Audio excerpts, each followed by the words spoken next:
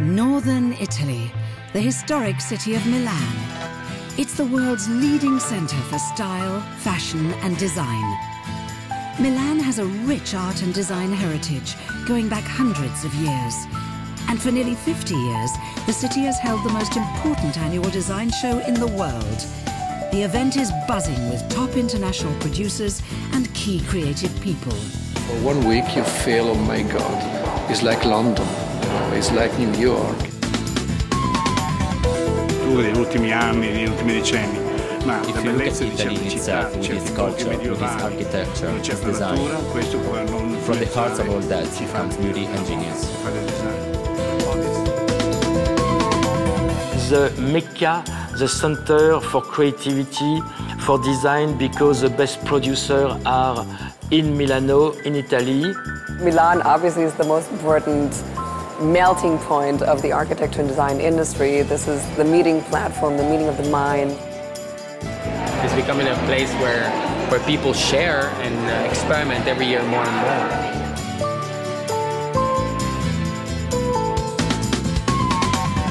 Milan has a creative soul that has to come out. The Italian design is the design. I mean, they have invented the concept, the idea.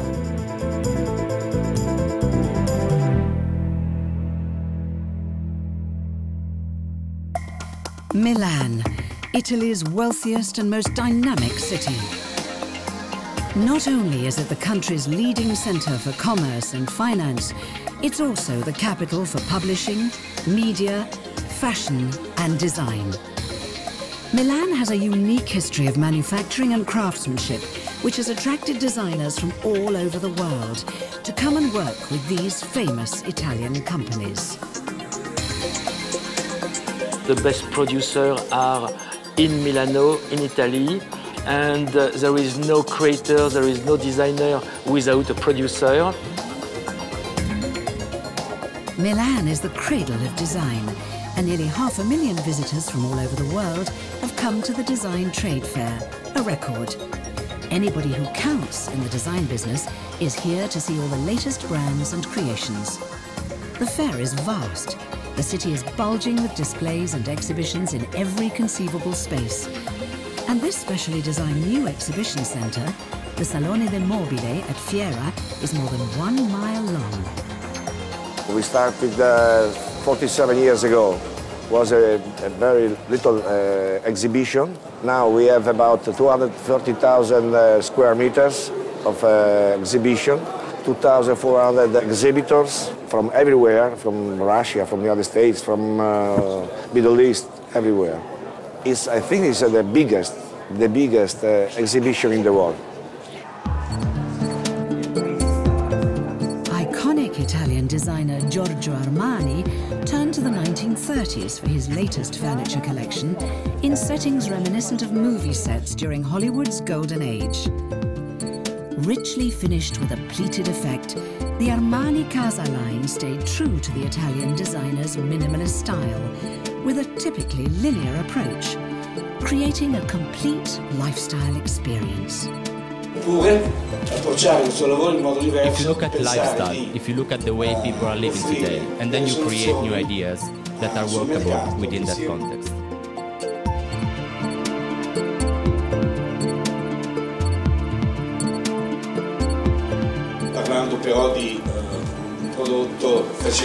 I am designing products and designing ideas that are for living with, for the real lifestyle of today.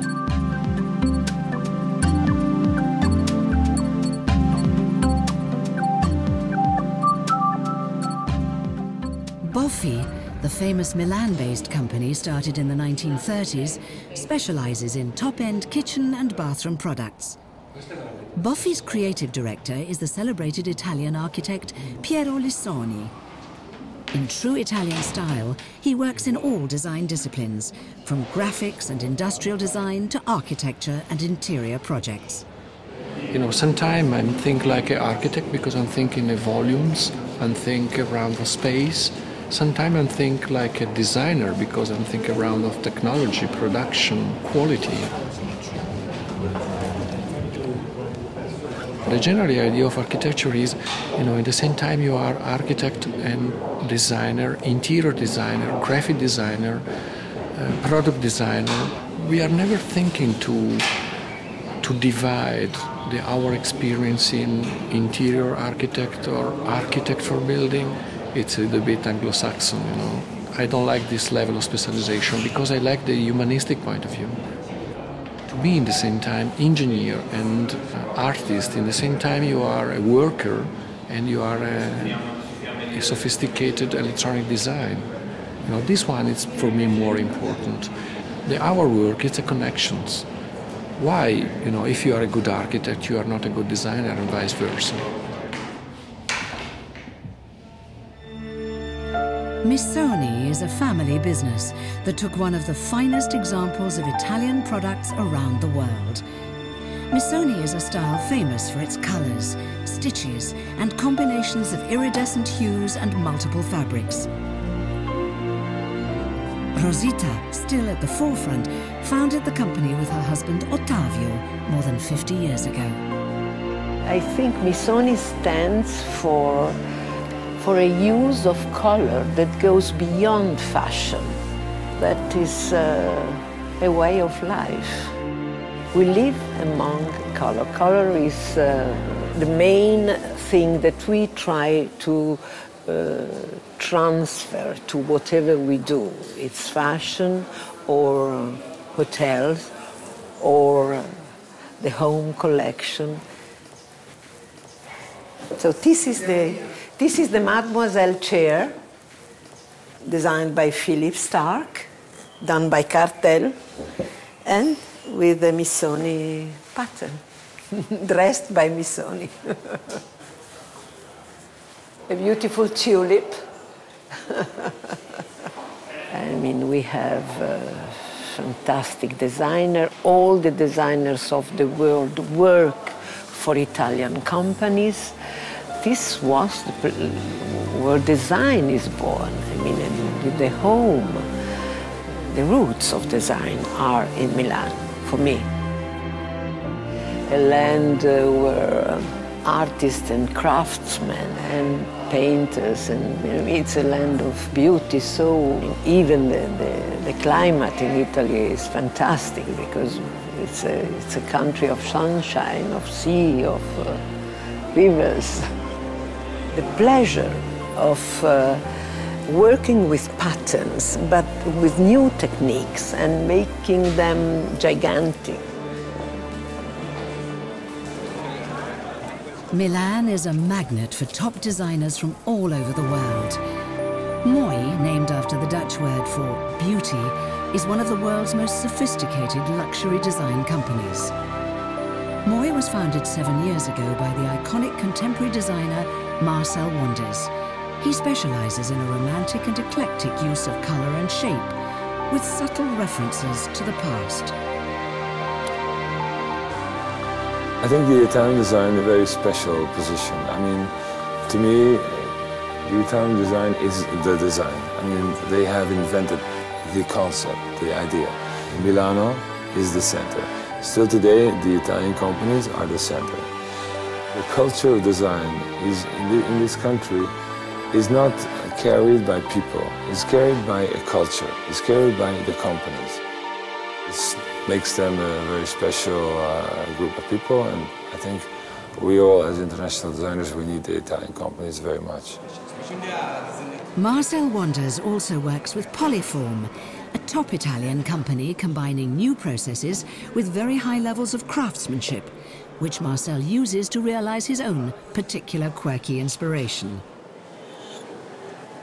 Predictably, the Wanders' vision of design is a paradox, both retro and futuristic. Design has become more warm. It has become less engineered, less technological, at least for the outside. And this is, I think, important, because we're not interested in technology. I remember the time that we had CD players first time, and we made these little towers with all these CDs because we were so excited, because so new. I don't see them anymore, because in fact, only when it's new we're interested in technology, because it can elevate our lives for the neighbors. Soon after, it disappears. At the end, therefore, our houses will be without technology, but they will be in the walls. And what we will see is the memory of things. The memory of things which always were there. The lamp, a sculpture, the table, the chair.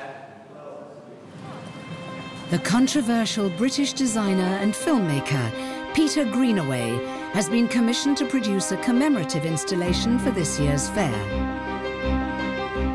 He has brought a stunning interpretation to one of the most revered works of art in Western civilization, L'Ultima Cena. We've actually reproduced the Last Supper table.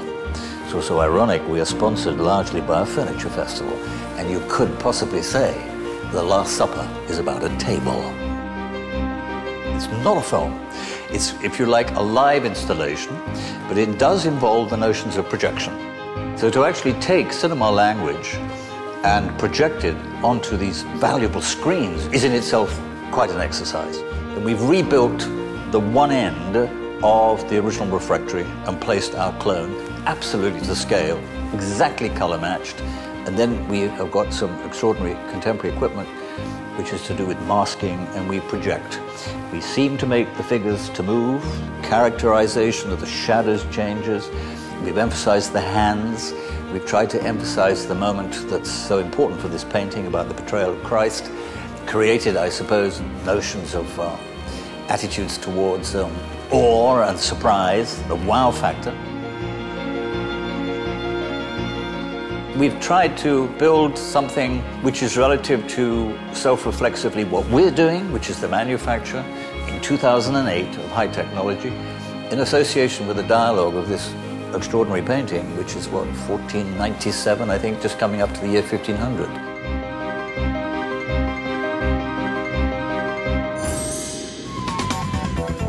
Later in the program, we see how a traditional stone, the crystal, can inspire complex contemporary creations. We've really tried to put our product, which hasn't changed in those 100 years, into the hands of cutting-edge designers, designers with amazing vision. We show how cutting-edge designs will change the way we live. The spirit of this piece is to give a space to imagination and to freedom to act around the piece. And the world's leading designers reveal how they can help save our planet. I believe that the problem which we face is not a material problem, but it's a psychological problem. You can have this product and keep it 1 generation, 2 generations, 3 generations, like before, like it was before.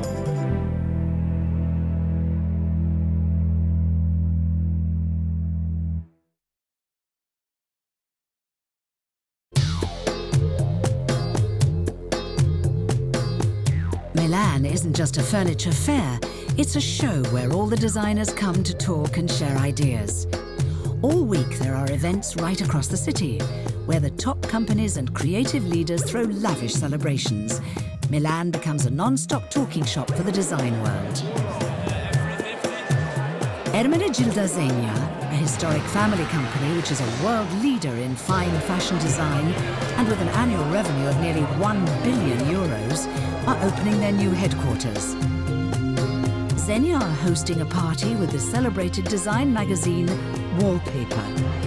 This building is an interesting building because we actually are in the old and industrial part of Milano. We were looking for a place where we could have our showroom, our design offices, marketing, and so we asked Antonio Citterio to design from scratch the new headquarters of the Ermenegildo Zegna company.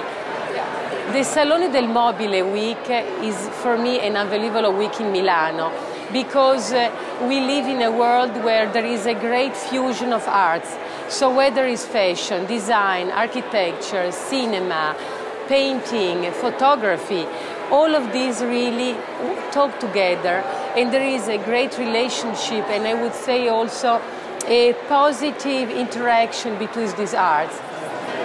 We're celebrating a collaboration with Zegna and Wallpaper, where we are showing our limited edition covers, artist and architect and fashion designed limited edition covers, which we've been producing for the past 2 years. All disciplines now descend on Milan to both exhibit things, but also to express ideas and to share ideas and then to learn things. At the Swarovski Crystal Palace, the world's leading manufacturer of precision-cut crystal has invited international designers to push the boundaries of crystal and create contemporary interpretations of lighting, furniture, and design. Swarovski has really been trying to reinvent itself and reintroduce itself into the arenas of fashion, jewelry, and architecture and design as of the last 10 years. And we've really tried to put our product, which hasn't changed in those 100 years, into the hands of cutting-edge designers, designers with amazing vision. And here we are at Swarovski Crystal Palace, which really concentrates on the architecture and design arena.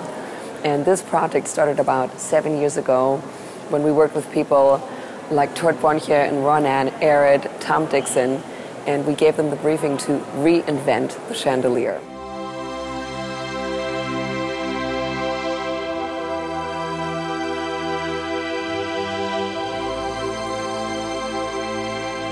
It was a wonderful experience to work with Piero Di Soni. It's a wonderful experience to work with each and every designer, artist, product designer, industrial designer, architect.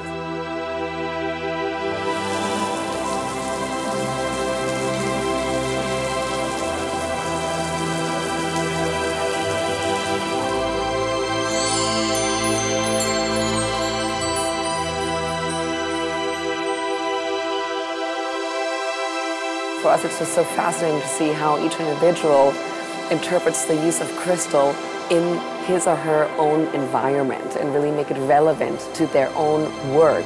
Milan obviously is the most important melting point of the architecture and design industry. This is the meeting platform, the meeting of the minds, and I can only say it's the right place at the right time with the right people for the right product. It's a beautiful two-way street and it's a mutually beneficial relationship. Bisazza, the famous Italian tile manufacturer, works with innovative designers from all over the world who give a new dimension to a traditional material. I wanted to create like sort of a set of Hollywood. You know, this is basically it. Basically a playful installation which gives you another reality of the use of the mosaic. You know, it's like we could be in New York at the moment, you know, in a gallery. Bisazza is a company in Italy that creates glass tiles. Normally they're used for kitchens, for bathrooms, for interiors, for swimming pools. Bisazza has been a company that has worked with different designers such as me to create something else than just the typical applications. The Milan Fair means news, you know, and it's changing, it's developing. You know, it's becoming more than just a furniture fair. It's becoming a show. It's becoming a place where people share and experiment every year more and more. That's Milan for me. The Satellite. For over 10 years, the Salon De Mobile has been inviting new designers to show their prototype innovations. Their cutting-edge designs could change the way we live. I have so many young designers coming from all over the world, from Korea to Canada, from Colombia to Nigeria, coming to Milan because they know that here they're going to find a furniture manufacturer who will produce their projects. The theme this year was green, ecology, Viva il Verde, go green. In the laboratory of design here, many of these energy-saving solutions have won awards. A good opportunity to show our thinking, our working. For us it was perfect because we already decided that we want to go in the same direction. And the idea here is to produce by your own activity the light you need for reading and to show the mechanism, how it works. My design here is union desk and union bench. Designed so people can have freedom to use the products in the way they want. You have different surfaces. There you can have your computer, your notebooks or your client meeting, or you can use it 3 persons at once. I'm a designer, so I don't want to produce the stuff. I'm looking for a producer. Number 2 is just to see what impact my products have on people with different professionals. no power cords, nothing. It's just passive amplification. And if you lift it, you can see there's nothing underneath. It's just the tubing that works like a trumpet, basically. Every designer takes many different subjects into account when he makes a design. You think about price, you think about weight, you think about materials, you think about where to get the materials from, where are they the cheapest and all that. So there's many factors, and we just think that ecology and social factors are part of a basic design process. It's about mentality first, and try to influence producers, press, consumers, basically everybody that visits the show. Strato, one of the original pioneers of minimalist kitchen design. Marco Gorini's futuristic designs make cooking a unique aesthetic experience, achieved by seamlessly combining traditional materials with highly sophisticated manufacturing processes. You can buy this unit for 75,000 euros. This new piece, the name is Eclectica. That means, like in English, eclectic. It's a kitchen made to stand free in the space, to cut the space, and it has a double use. You can cook on it, and you can also wash things. And the spirit of this piece is to give space to imagination and to freedom to act around the piece. This piece is an operative piece, so we use it to work, to plan, also to receive clients. And it's made in oak, natural oak. For example, a nice detail is the joint of the wood. Also interesting is the conjunction in between the mirror and the mirror. And this piece, 400 kilos, is completely suspended in just these two blades. This is made in Italy by Italian hands. Mallet, the renowned British company, is a most unexpected newcomer to the Milan Fair. Steeped in tradition, Mallet specializes exclusively in valuable antiques and fine art, but is now launching a new venture named Meta. Using rare skills and old-fashioned historical techniques, Meta are creating stunning original works of contemporary art. We are specializing in a market that appears to be a niche market in mixing very great creative designers as well as materials that we used in the 18th century with a sort of attention to detail that the manufacturers from the 18th century would have thought a natural part of the design, and bringing that into contemporary design in the modern world. We are well known for dealing in the greatest of furniture from the 18th century. We've supplied over 50 pieces to the Victoria and Albert Museum. We've supplied many pieces to the Metropolitan Museum in New York. And we wanted really to make sure that we didn't do anything ordinary in design, in contemporary design. We wanted to do something that was going to really bring on the sort of boundaries of invention and quality. Leading Dutch designer Tord Bontier, who studied at the famous Eindhoven Art Academy, has worked painstakingly to create a fascinating and unique piece of furniture for Meta. 616 leaves on this cabinet.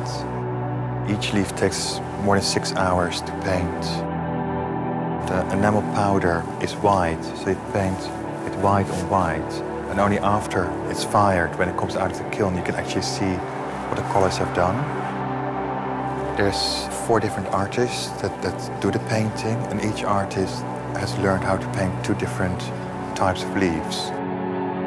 The total making of this piece is about 6 months. Not a copy of nature, but more like an almost hyper-real, surrealistic interpretation of nature.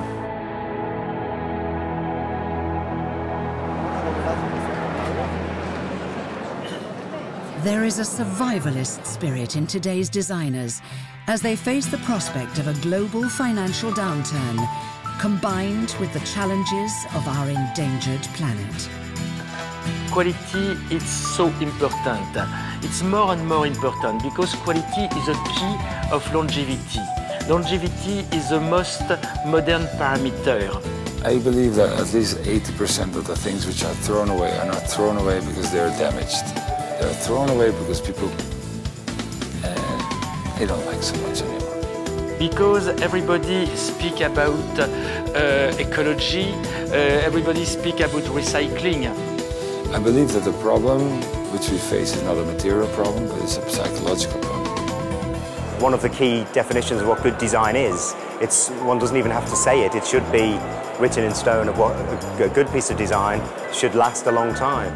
You know, we can make objects which will live beyond our lives. There is nothing recyclable about an old antique cabinet, because you will never throw away. The longevity make the product ultra-modern, make a product avant-garde. Investment is modern. Today, it's better to pay a little more and keep it 3 generations than to pay cheap and throw it in the garbage after 6 months or 1 year.